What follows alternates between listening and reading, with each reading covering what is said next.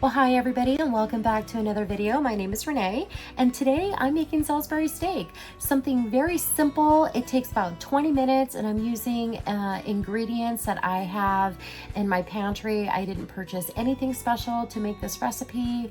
I'm just using up what I have in my pantry. So stick around and I'm going to show you how I pulled together this Salisbury steak dinner. In a bowl, I have 2 pounds of ground beef. And to that ground beef, I'm going to add 4 tablespoons of dried onion.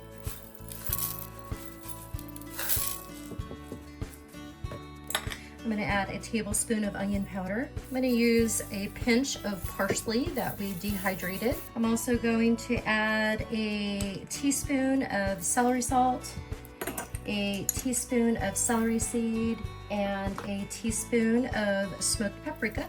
These breadcrumbs are made from loaves of bread that we didn't finish that I've made. So I'm gonna go ahead and put in about half a cup. And then I'm also going to add a half a cup of milk.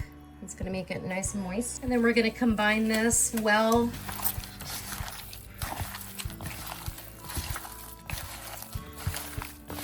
Next, we're going to form your ground beef into like oval patties to make it shaped like a Salisbury steak. And I'm just gonna leave them resting on here while I'm getting these formed into patties. I think I forgot to mention at the very beginning that we're making Salisbury steak today, and I think this is by far the best recipe I have had. And behind me, I have my cast iron skillet getting nice and hot. Okay, I'm just gonna set him on top right there. So in a separate dish, just add a couple tablespoons of flour. So I'm just going to dredge these patties in the flour. Doesn't have to be perfect. You just want them coated. If you don't want the flour, if you're doing keto, then you can leave the flour out. It's okay. It really doesn't make that much of a difference, but I think it does kind of help the sauce to thicken a little bit. All right, now we're just going to add our patties to a hot skillet and we're just gonna brown them for maybe 30 seconds on each side, and then we'll take them off the heat and make our gravy. And they will finish cooking inside that gravy.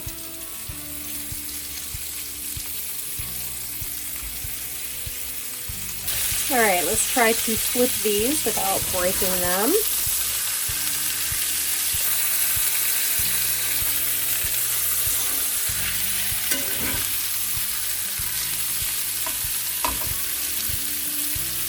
All right, that one's already fallen apart, but that's okay. That doesn't bother me. What I'm going to do now is remove these from my pan. I'm going to turn the fire off. Move my pan to the side, and I'm going to get them on a paper towel lined dish just to drain.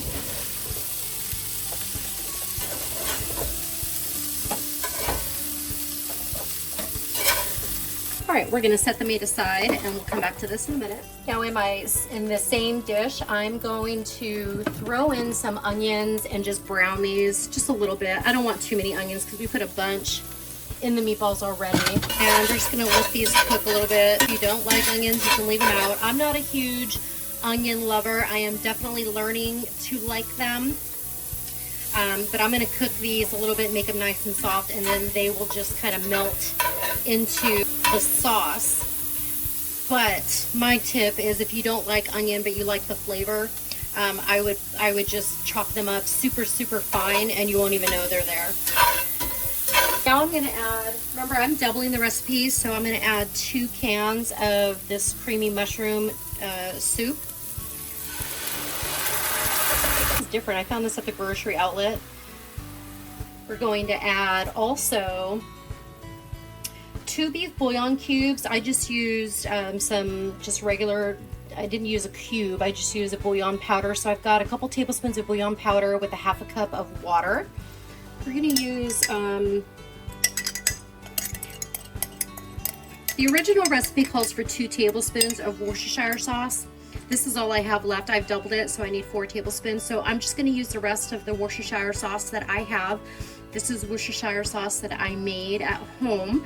So I'm gonna use this and we will make some more, and that will be done in a video so you guys can see how easy it is to make your everyday condiments and save money at the grocery store. Everybody's trying to save money at the grocery store. Now, I will say that making Worcestershire sauce does require quite a few ingredients, but once you have all of those ingredients collected, you'll be able to make Worcestershire sauce many, many, many times over. I'm not a mushroom fan, so this next ingredient is purely for my husband. I have a jar of some mushrooms that I canned back in February, so I'm gonna go ahead and open these up and add that. I'm gonna add my mushrooms along with the juice into our gravy.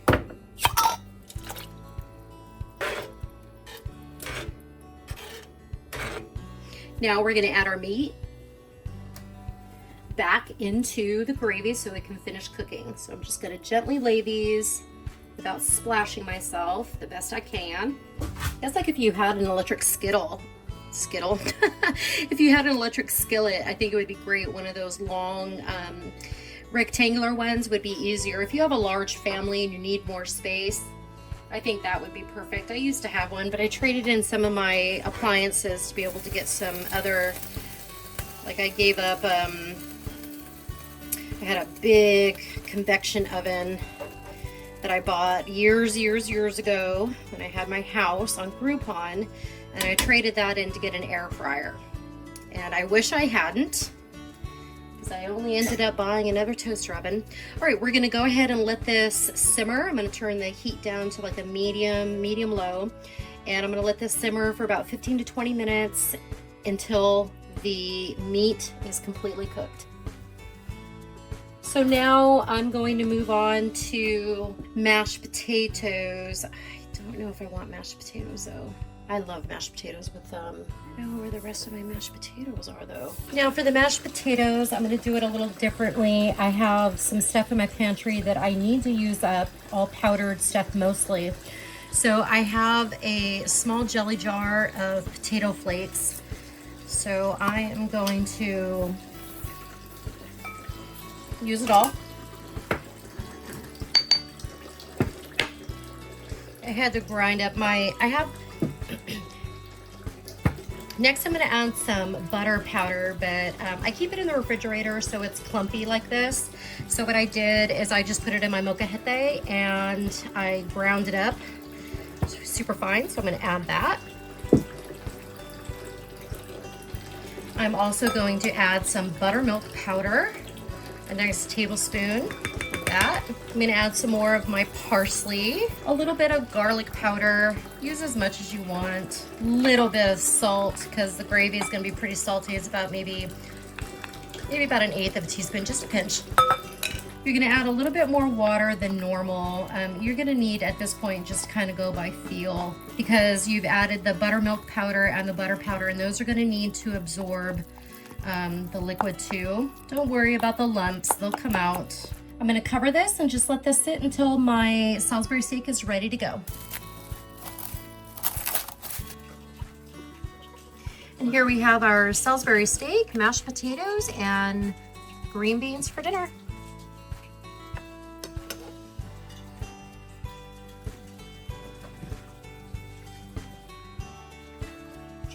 Well, thanks for watching, everybody. I hope you enjoyed the video. Don't forget to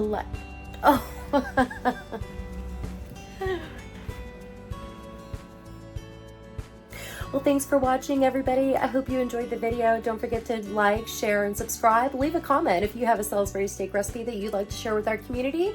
Go ahead and drop it in the comment section below. And I'll see all of you in the next video. Bye.